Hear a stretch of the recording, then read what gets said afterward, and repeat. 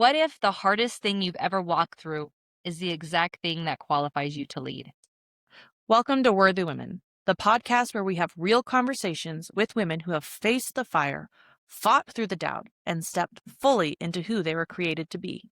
Here, we don't edit out the messy middle. We talk about the breakdowns, the breakthroughs, and the bold decisions that change everything. Today's guest is a woman who knows what it means to rise. Let's get into her story. All right, guys, thanks again for joining us for the Worthy Women podcast. I am really excited for this episode tonight because I have known Shakti for like 20 years.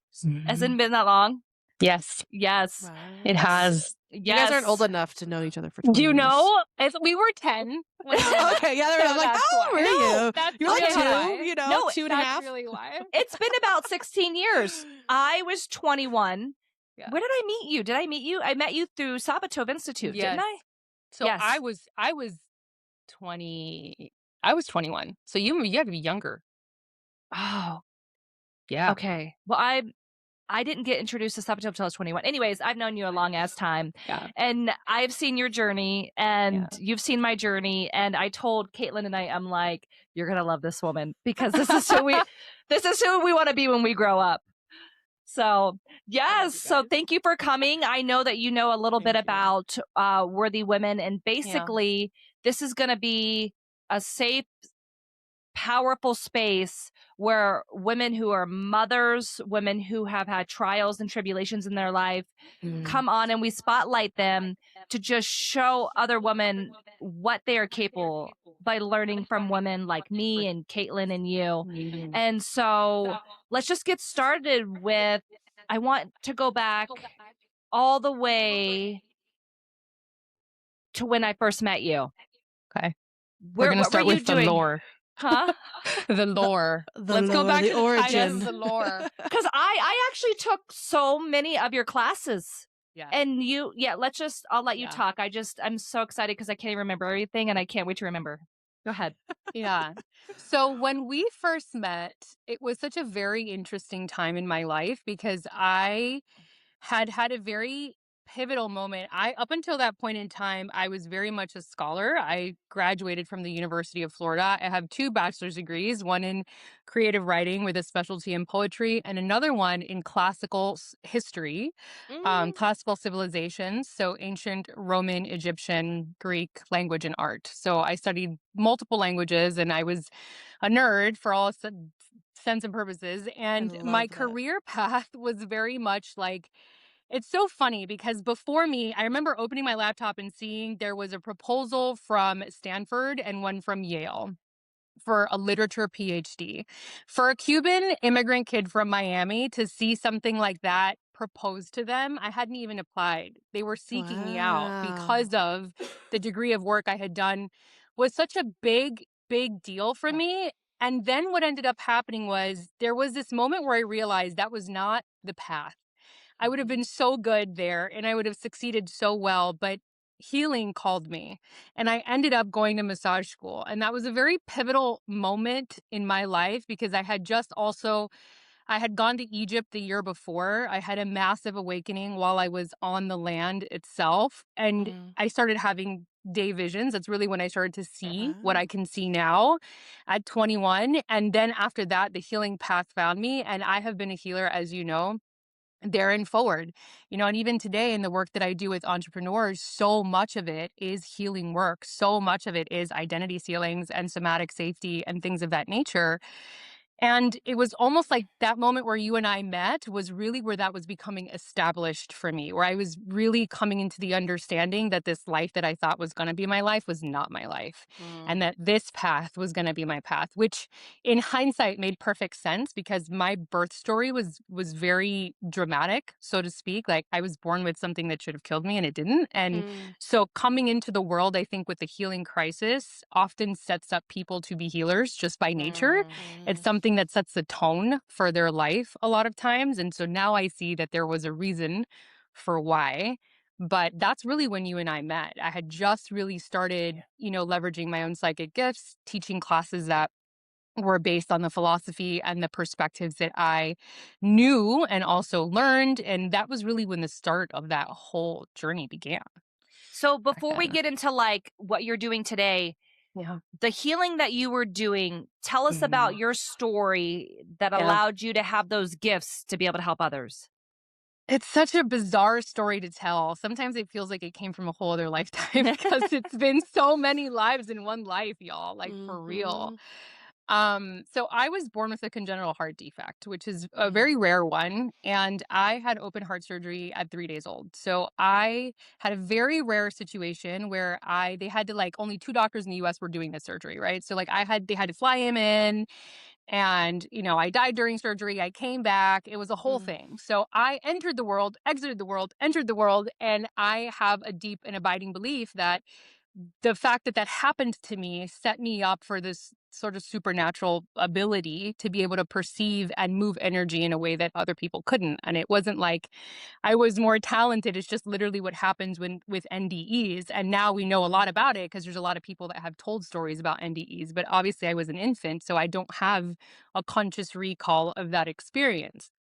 So I believe that we are all like very psychic. I believe we are all vessels and channels, but some of us have more open filters, more open portals, and mine was just blasted open immediately upon arrival. And so it just kind of stayed that way.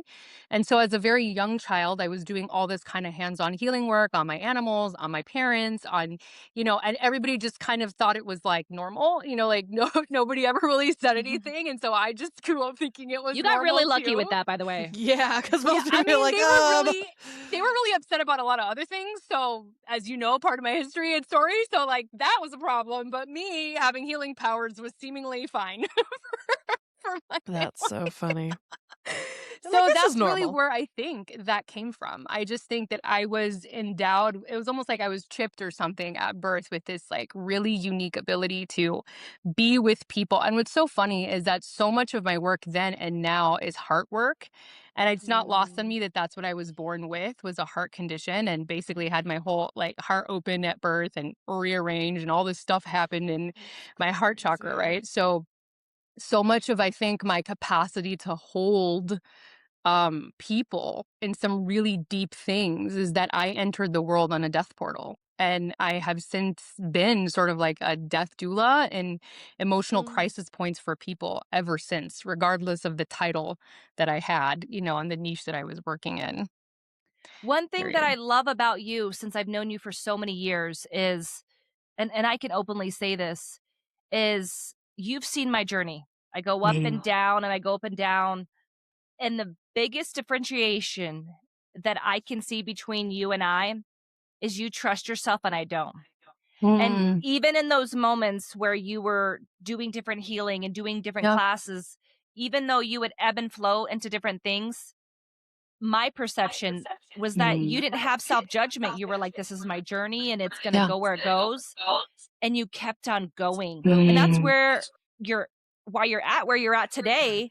And I was telling Caitlin, like, I want to be like her when I grow up because Cute. She you literally said that. are, no, I did.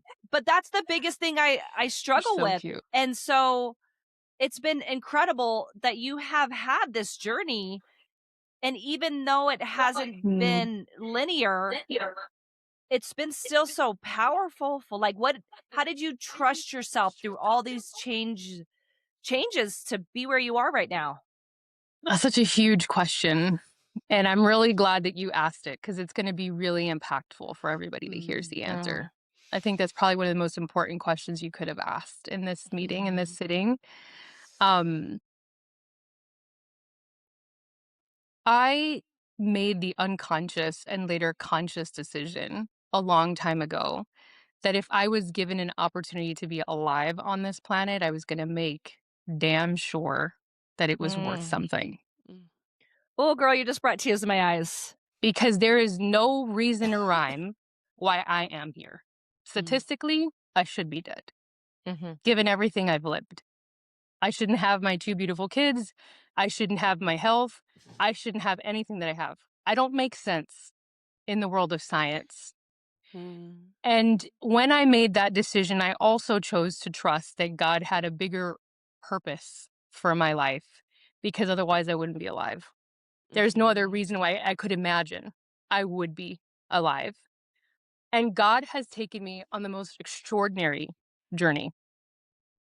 most extraordinary journey. And so I think what you have interpreted as insane self-trust has actually been insane faith my entire life.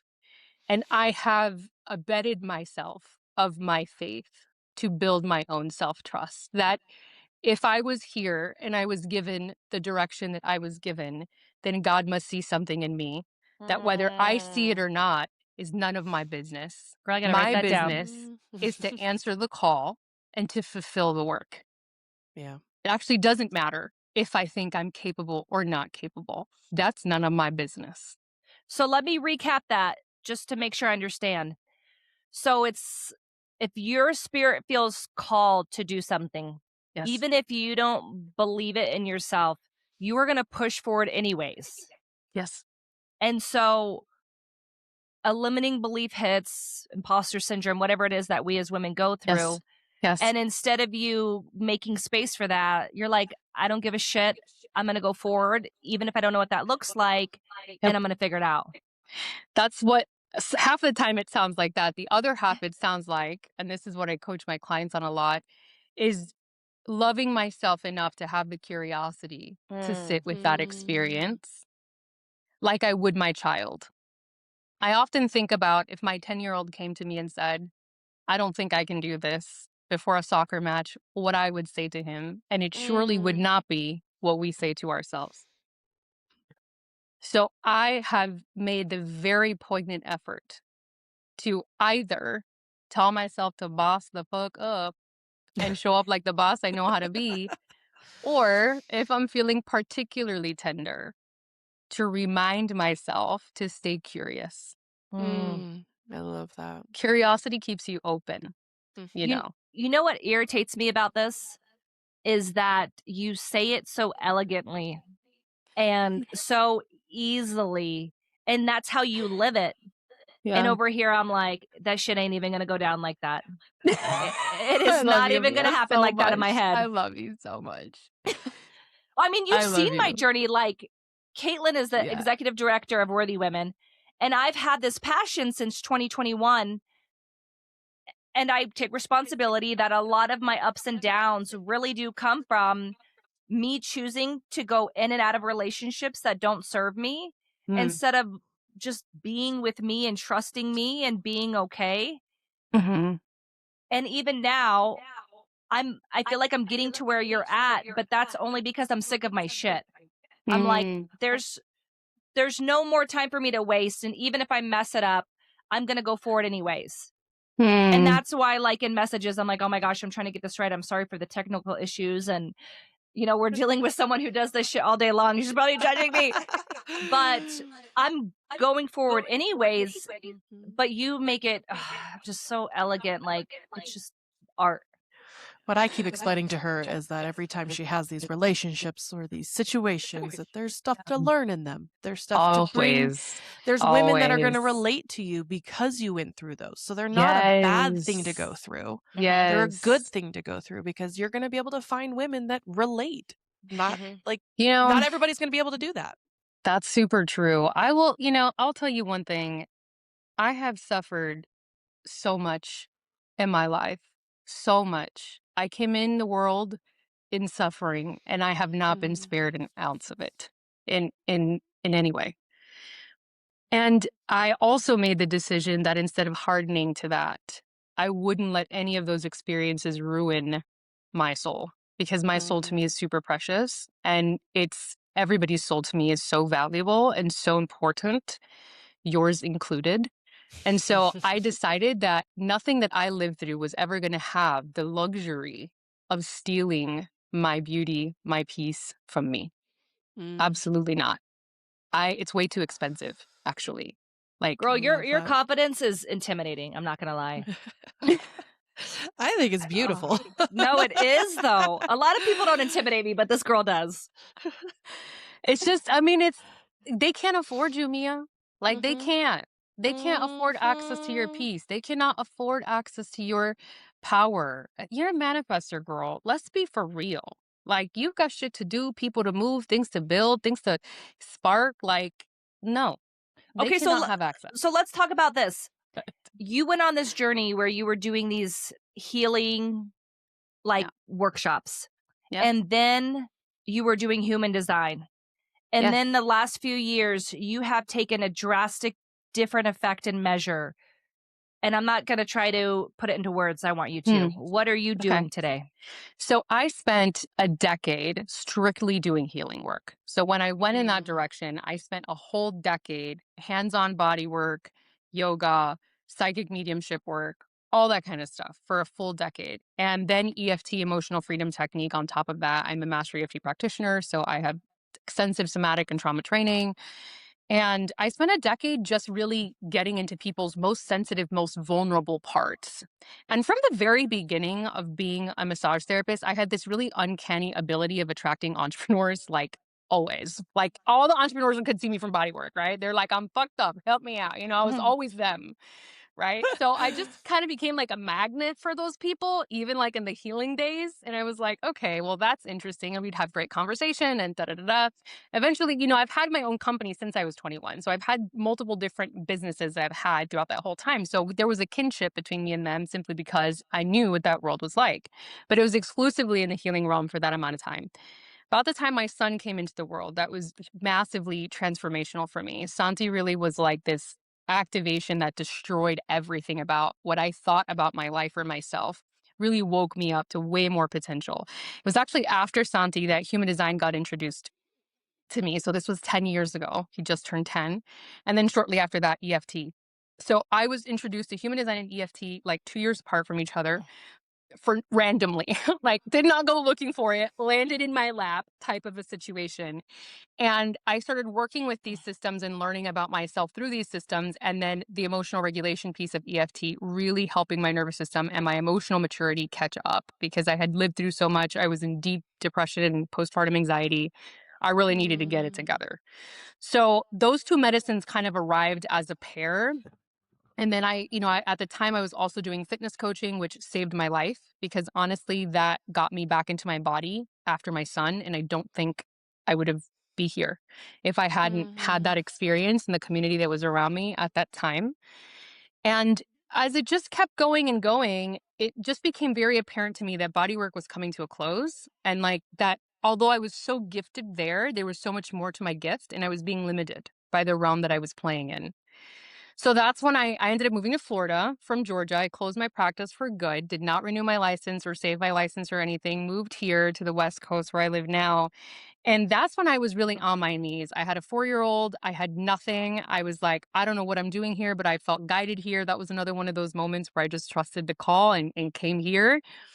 Within 6 months, I'm pregnant with my daughter, which was very unexpected. And I was like, oh, shit, now I really can't go back to work. Now we're really in it, you know? And God gives me this vision and says, it's time to take everything you studied with design and actually serve people. Like it's time. You're done learning. You're not learning anymore. It's been years. Like you're good. You're ready to go do something about it. Right. Yeah. So I was like, oh, so that was really where Phoenix was born, was doing human design consulting specifically. And it was very varied in the beginning. But again, like in my past, a lot of entrepreneurs started landing on my doorstep. And then they started hiring me for EFT. So I was kind of doing these separate things. It was like I was doing EFT over here for people who had all kinds of issues, physical and emotional. And then I was doing like human design over here for these other people. And then people were asking me business questions. And I'm like, you're definitely not paying me enough to me tell you this information about my years of being an entrepreneur. Like, no. And then finally, one of my own coaches was like, you need to really realize what's happening. Like you are resisting, and I was resisting coaching business owners. Like you are brilliant, not just a brilliant strategist, but you're super psychic about people's gifts. You have these incredible systems that really hone in on people's genius. You can smell talent and you know exactly what's going to work and not work. Like you were just resisting. Like it's time, homegirl. So she kind of pushed me off the cliff and I was like, here we go. So for the past few years, I've been exclusively working with founders, and it's been in the area of collapsing identity ceilings around authority, power, and sales, because those were my strongest points, and really building them, like clearing the shit, the emotional junk drawer of shit that prevents people from actually being the star that they are in the world. And then also implementing smart strategy that actually works for the season and the reason that they're doing what they're doing, right? Because as a mother of two that homeschools, it ain't the same business as homegirl who's 28 traveling in Thailand, right? Like, we're not running the same business, girl. Okay. I want to speak to something that is really special about you. There's lots of coaches out there that can help you like build your business and get clear on your message and like all the logistics, right? But you deal with the most important aspect, which is the core of the human being and their foundation. And that's something that I'm still working on. And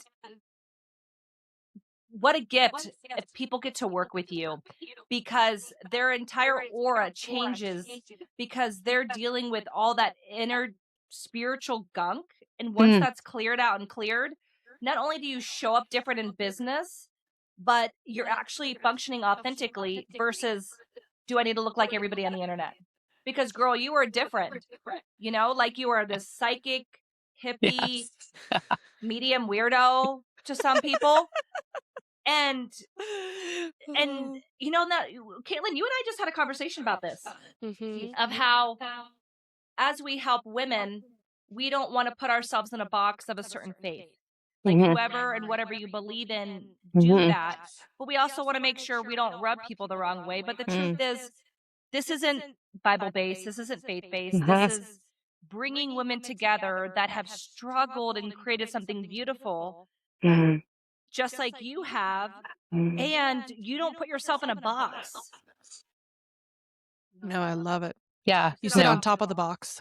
Boxes are for cats. They're not for me. I swear, And I have cats, and you bring home a box, and they find it. I know. The kicker in all of this is that I'm also an interfaith minister, and I talk about God all day long. It's my favorite thing to talk about, my relationship to God. I steward my clients with an immense amount of faith. That's a huge part of our conversation, is developing a relationship to their faith, not what I believe, their faith. I'm a big advocate for that. Faith has been the thing that has held me when nothing else would.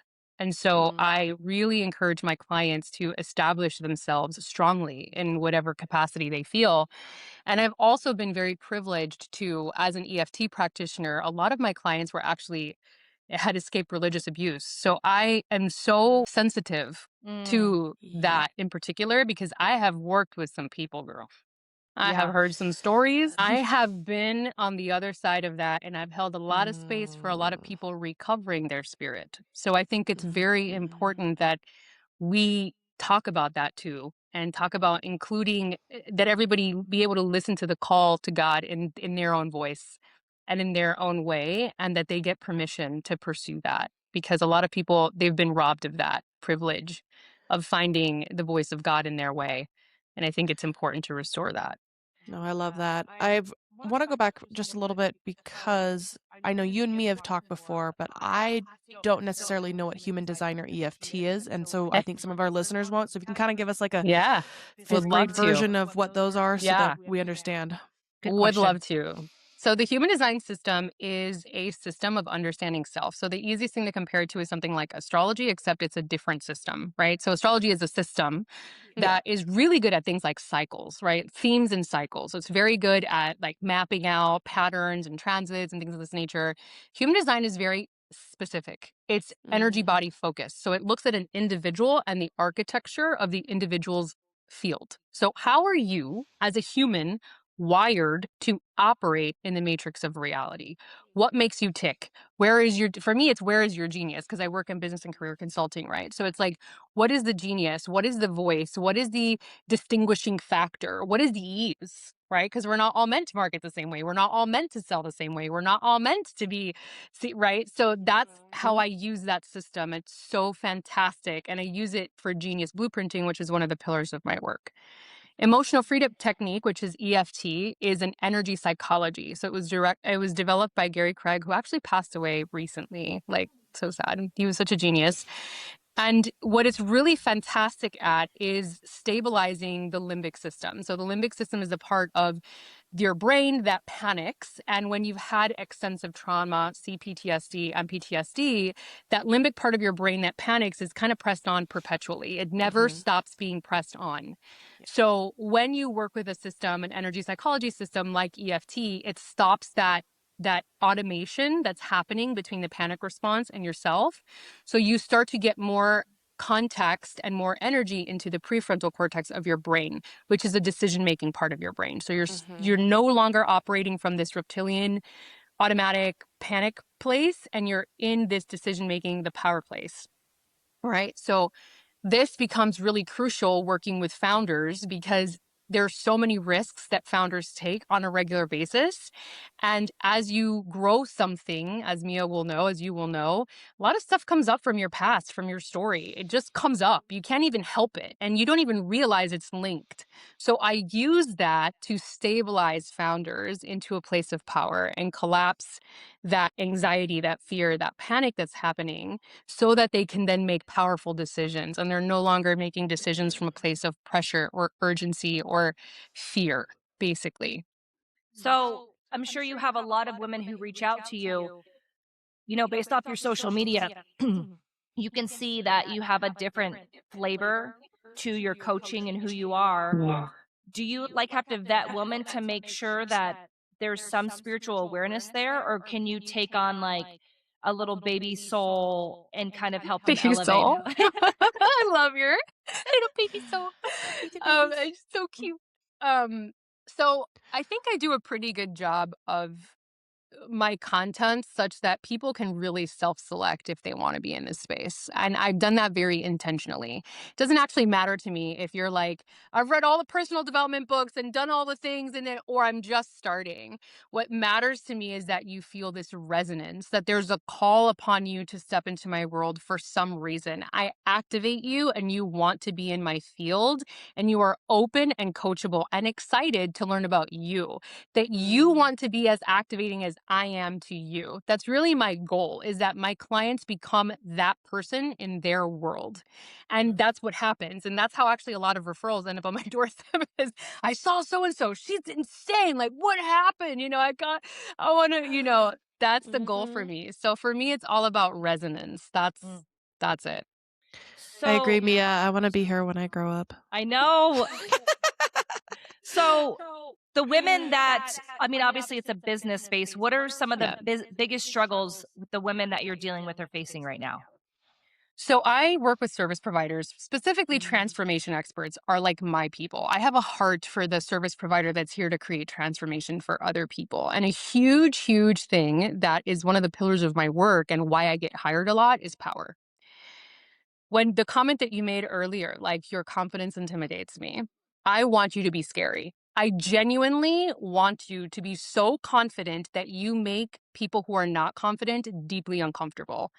Because when you do that, that person gets to make a choice of either stepping up and being like, there is something here for me. And so you've just woken up another soul, which is really powerful and is really like the purpose of my work is to spread that around the world. Or you've just spared yourself someone who wants nothing to do with you. And that's a safety for you. Yes. I think Mia has a hidden talent in that and getting people to step up Yes. and join her. We just have to get her to not care so much about the people that. Yes. But like I said, I'm getting to this place, and it's funny because every time I message you, there's self-judgment in there. Because as much as you see me, Shakti, I also know that you see my up and downs. And I have to stop and take responsibility because I know you see my shit and I see my shit. But I also know I'm right where I'm supposed to be. And, I'm finally in the place where I'm like, all right, it's all in. I'm all in, focused on Mia. And it's not about men and finding love and having a family. It's about getting back on track with this desire. And the women's conference that we're doing in September, you know where that dream came from?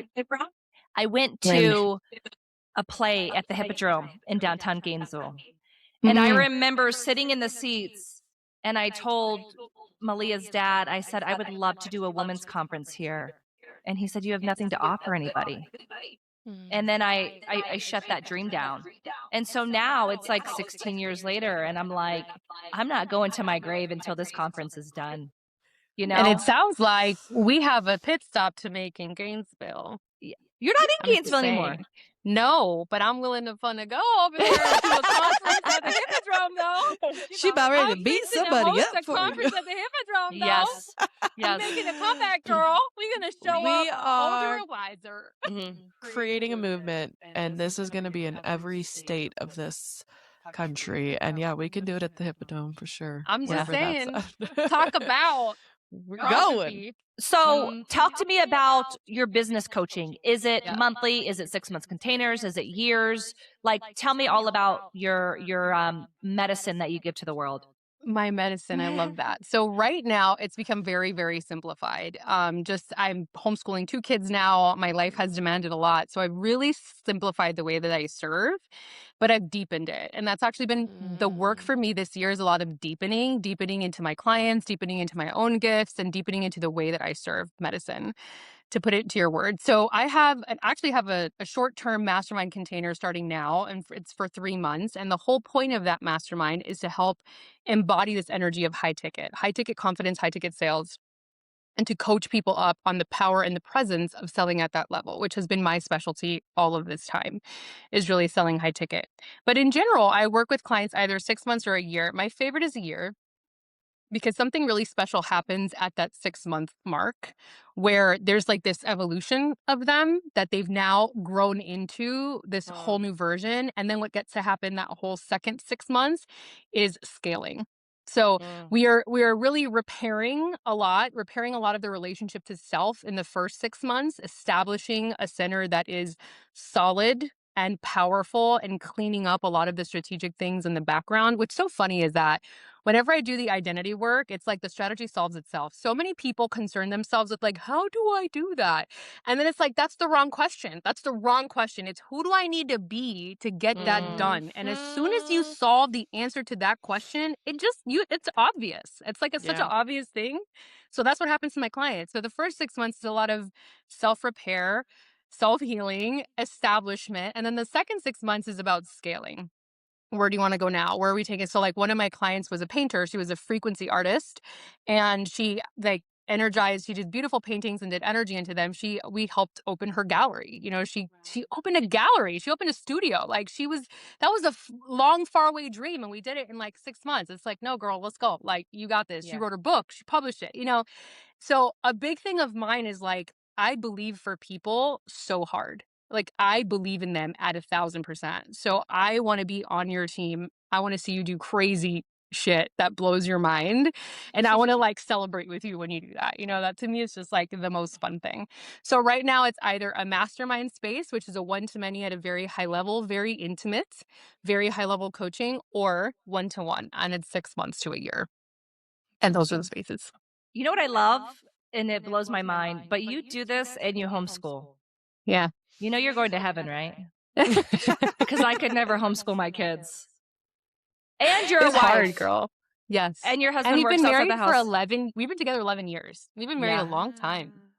Yeah. So with all this amazing stuff Yeah. you're doing, be vulnerable and share with us what's something that you're struggling with right now. So this past year was really, really hard for a lot of reasons. And the hardest thing about this past year, my marriage really came under fire in a big way. And I had to do something that was really hard, which was to set an ultimatum in terms of what I was willing to accept in my life. And my husband is a wonderful human being, a wonderful father. He is exceptional in so many ways. Our growth patterns have not been equal. And I am in a season of my life where I am explosively growing. And I really had to look at him and say, either you are coming with me and doing your version of this, or you are not coming with me. But I'm not stopping the bus. So I need you to understand where this is going down. Right. So that was really fucking hard, because it's one thing to walk away from something that's just not good. Right. It's one thing to say, this is shit, I'm out. Yeah. It's another whole other thing to walk away from something that's good, but it's not where it needs to be, where you want to be, where you envision yourself being. That's a much harder conversation to have. So that has been a big season of my life for the past, I would say, 6 months or so, that I am navigating, that has required a lot of a lot of internal stability and wisdom. And actually, to borrow my husband's words, a lot of grace, which is something he has attributed to me tremendously, is my capacity to be really gracious with him, even though I'm disappointed or hurt or disheartened, you know? So that I would say is the biggest thing. So this is such a hard topic because I feel this, like, how you obviously are still here because you saw growth, right? And it's so hard because we don't want to judge another human being in their journey, but at the same time, you're growing. So, like, how did you deal with your ego in this? Yeah. Because you're growing and he's not. So there's a sense of judgment. So, like, what's some feedback that you could give some women that are, like, feeling what you're feeling and not to give up? Like, give me some coaching, girl. Yeah, for some coaching. So the biggest thing, the thing I want to say first is you really have to have your own back. Like, you have to have your own back on this super hard. You really do have to be willing to be like, I'm out if the showing up does not show up.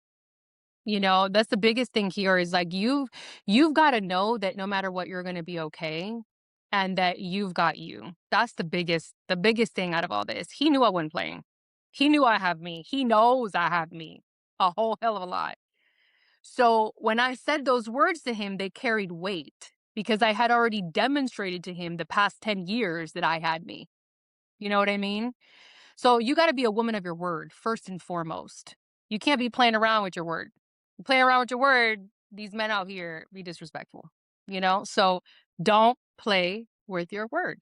You're like a little bit gangster, and I love it. I'm from Miami. Let me explain to you. I'm a millennial kid, Cuban from Miami. Yeah, that makes sense. Raised in the 90s. Don't come for me. Tupac was alive. You know what I'm saying? Like, don't. Yeah. We don't. Girl, you were so confident. Is there any, like, what are you not confident in? Like, I need something to relate with you. Like, come on, girl. Give me some shit that you struggle with. Listen, we all have shit. The problem is I don't make it my story or my identity. Like, one of the biggest struggles I've had is motherhood. Motherhood's been a big wound of mine, and I talk about that shit openly. I'm like, I didn't become a mom and go, yay! That was not my story. I was like, holy fuck. I was like, this is the worst. Honestly, I was terrified. I was horrible. It was horrible. Took me 2 years to accept that I had a child. I'm not even fronting. You know, did like, struggle with motherhood. I remember that. That was not, yeah. And I've talked about it a lot because the difference is I struggle with things and I don't make them mean shit about me. I'm like, it's part of my story, but that doesn't mean anything about me. I don't identify with the parts of me that I don't think are the best. You know, do I scream at my kids too much? Probably. Like, I do, you know, and I love them as fuck also. And I apologize when I'm out of line with them. And they know that they can trust me. My kids trust me so much that when I'm out of line, they tell me. Girl, so does Malia. Me, you know? My son be like, that was not it. You know? Like, what's going on, Bob? Right, you know? I love what you just said, though. Like, I want women to hear that again. We all have our shit, but we don't have to make it our story. Because let me tell you, girl. 100%. I have my shit, and I like to live in it. I like to talk about it. And I like to post about it. And I like to, like, roll around in it. And then I like to ask everybody about it. And then get everybody's opinion. And we don't have to do all that. So we can feel it and not make it a part of us. What would you tell your daughter? I know. Like, you can't, the problem is, honey, you can't be living one way, expect her to live another way. Yep. That doesn't work that way. Because kids don't do what we say, they do what we do, period. Yes. It's through osmosis. They pick up our shit through osmosis, through space. Yeah. Because it's energy, right? So I'm vigilant with that. Because especially depending on your profile lines and stuff, this is human design talk. Like, my son is a 3/6 profile. He has all the markers of being so hard on himself. He will never amount to anything because he would just make stories and stories and stories about he's not good enough. He's not good enough. I know that. I have a third line in my profile. I know that. So I have to be like, that was fucked up. Next. That didn't work. Next. I didn't like that. Next.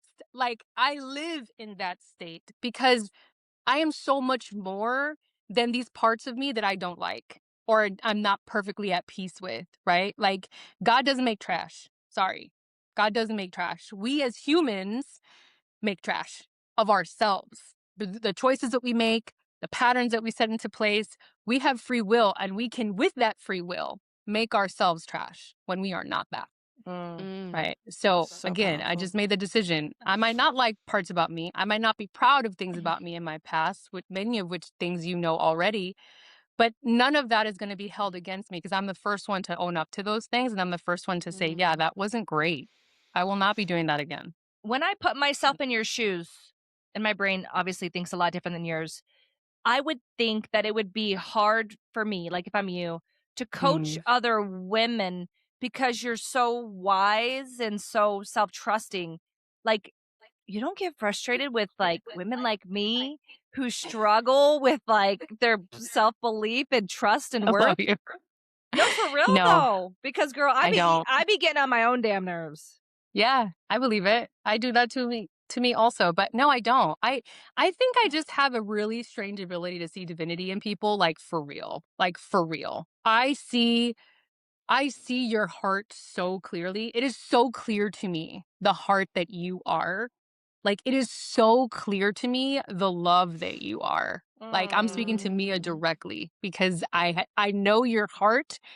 I've seen your heart.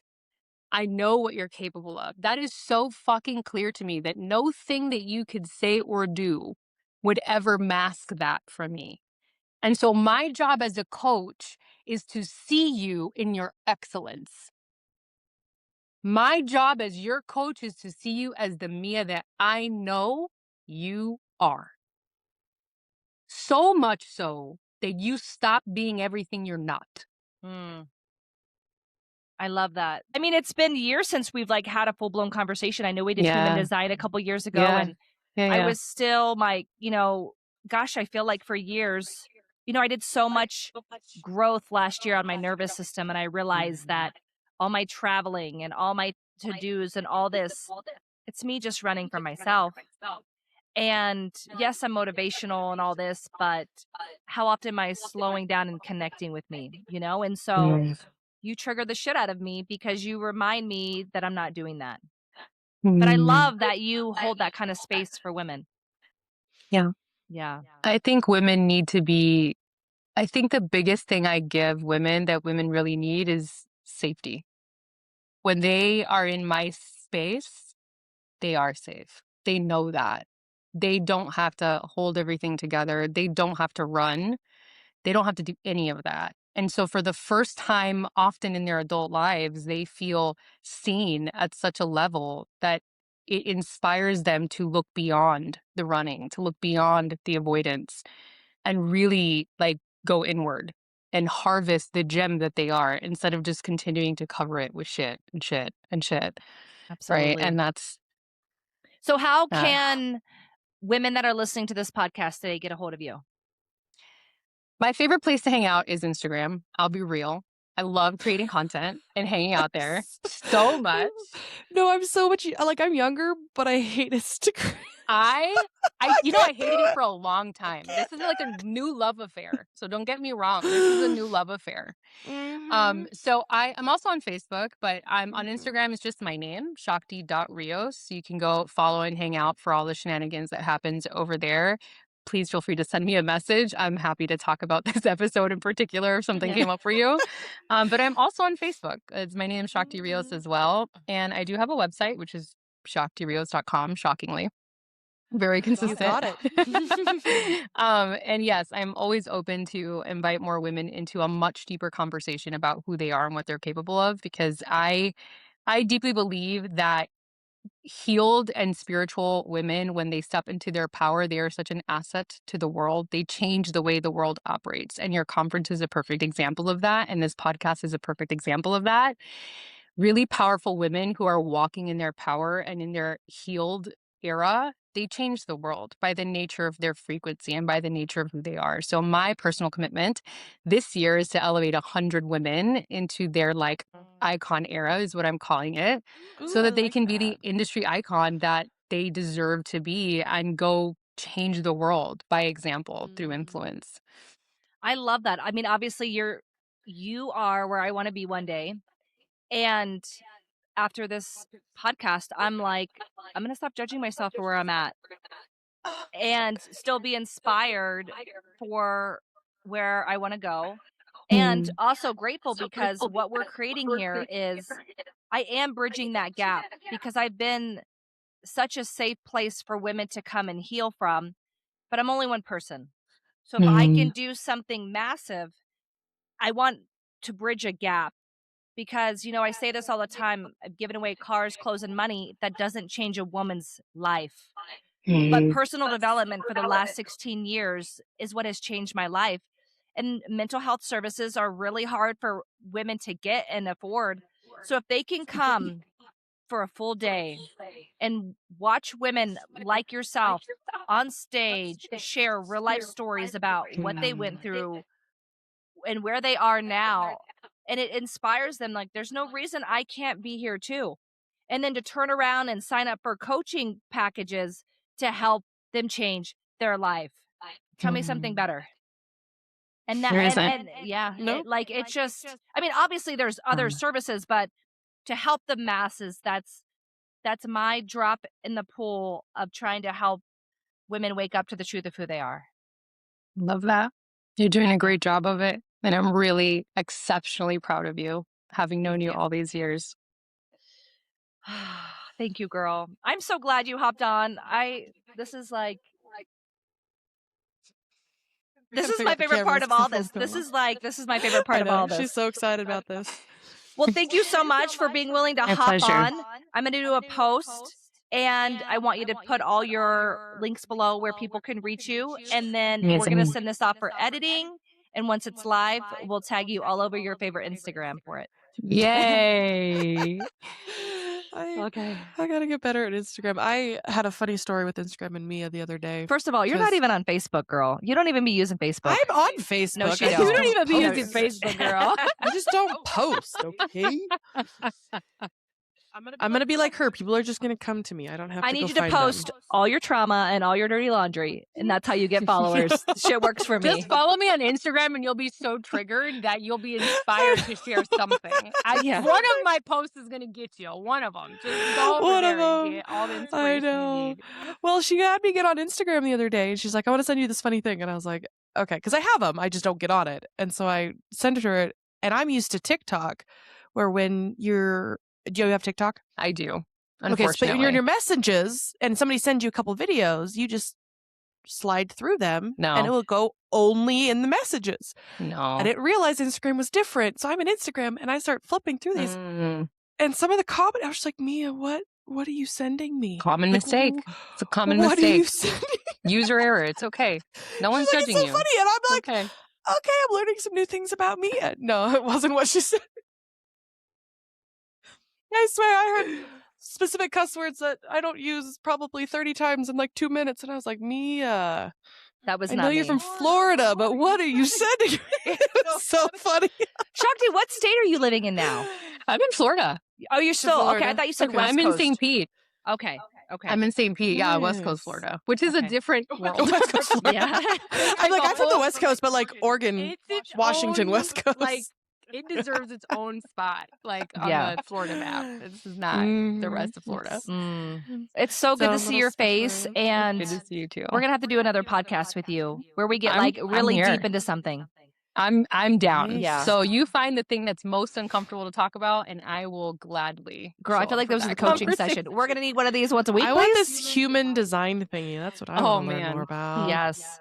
It's a whole other thing. Yeah. Well, I've been kind of diving in. I found out recently that I'm a kinesthetic learner. Oh, cool. And I think that kind of goes a lot into kind of what you're talking about too. Not like psychic, but like I feel and I learn things and I pick up on things from people that I'm just, again, I just dip my toe in. You might have what's called feeling cognition. Cognition is the way that we perceive in human design. I have feeling cognition. And so like I have a very similar sense. You might also have that. And that would be, that would explain why. Are you familiar with being neurodivergent? Did I say Girl, it right? I'm She is? ADHD. I'm an I can tell. I'm ADHD too. ADHD. So I Yeah, I have have the- both of those motherfuckers. I have the ADHD okay? too, so I And get I that. have I'm like, neurodivergent children I'm trying to homeschool. It's Oh. like a rat race happening in But there. the beauty of homeschooling that is you get to build it around. I have a 12-year-old sister, and I finally got my mom to put her into homeschool, and it's online homeschool, so she's not doing it. But I'm like, it gives you so much better opportunities to learn on their brain. Like my brain did okay in school. I actually did better in school than I did in college. I dropped out of college 3 times because I didn't know I was neurodivergent, and unless there was something that was going to be disappointed in me if I didn't go and get school done, I just didn't do it. You know what's beautiful though is as Caitlin and I have been creating this, she's waking up to her own worth. And she's realizing how much she helps people with visions bring them to reality. And now I told you I'm like a baby version of you. Yes. Yes. My zone of genius is taking visionaries and dreamers and helping them make it reality. Yeah. I love that. How to monetize that is what I'm still learning and figuring out. And Shakti is perfect for that. Yes. That's why I'm here. We're going to be friends outside That's why I'm here. too. Yes. That's what I do. That's literally what I you do. know, I collapse the and identity ceiling so you can structure that shit and take off. Yeah, and I like part of the Instagram thing is I was trying to post on Instagram, and I realized after talking with her coach, I'm like, that's just not me. And that's okay. Like the people that I'm supposed to be coaching and helping are going to come to me. And I don't You have need to go force where it. your energy feels most available. Instagram was not it for me for a very long time. Social media in general is just I get that. it But you for know what? me, You know and what that's I've you know what fine. I've discovered? This is a quick coaching thing. If you were in a coaching session and you told me that, here's what I would say.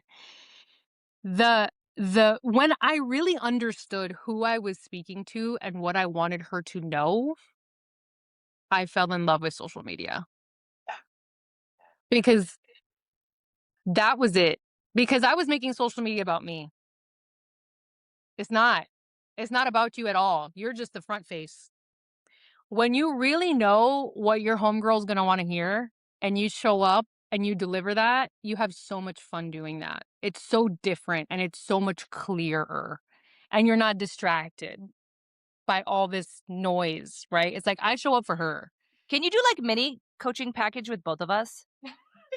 No, but like for I'm worthy women. serious. It's a coaching package for worthy women. But like because I'm still so in my physical function body that I feel so triggered by you tonight because I'm like I need to tap into my spirituality. And we both need this. You can like tag team us. We could also do like I did this actually a couple years ago. I did a mini mastermind for like 3 women that were like they knew each other, and it was like a mastermind, but it was very intimate, and it was super powerful for them. And we did a lot of human design work and a lot of EFT work. It was pretty much that. That's what they wanted it for, and it was really epic. So yeah, we can totally talk about that because that could serve worthy women as a as a company. It could really serve that movement to get clarity together, as you're in it together. That could be very helpful. Okay. I want sit with that and see what you come up with, and let's talk about that. You got it. My pleasure. Well, thank you so much. I know you have to get back to your kiddos. I still can't believe you're homeschooling. Do you see that halo on her head? She's going to heaven. Could never, ever homeschool my kids. It's gray hair, but thank you. Oh, yeah, that's the... It's the shimmering gray hair that I've earned from all the things I've done. Shakti, I'm so in awe of who you are. Like, girl, you just... so sweet. We're going to put a poster of her in our office. I love you. We're gonna do that. Like an inspirational post. Have you acted? I want the gangster Latina version of it. Have you acted like Shakti today? Have you not give a fuck what would about? Shakti do? My clients? Yes. My clients have made T-shirts without my permission and sold it to each other. It's so ridiculous. I love that. Oh my God, you guys. That's awesome. You are so. You know what I love though, because there's so many coaches out there, but you are so different. I've never met another woman like you. So you are just now tapping the surface of like something massive in the field when it comes to women's coaching. Because I know a lot of women coaches and they don't make them like you. Thank you. Yeah. Heard and received. Yes. Thank All right, you. girl. We'll be in touch. Thank you so much. And as soon as we get this Love you. edited, we'll tag you. You're doing a great job. Okay. I love you guys. Keep going. Thank you. Bye. Bye.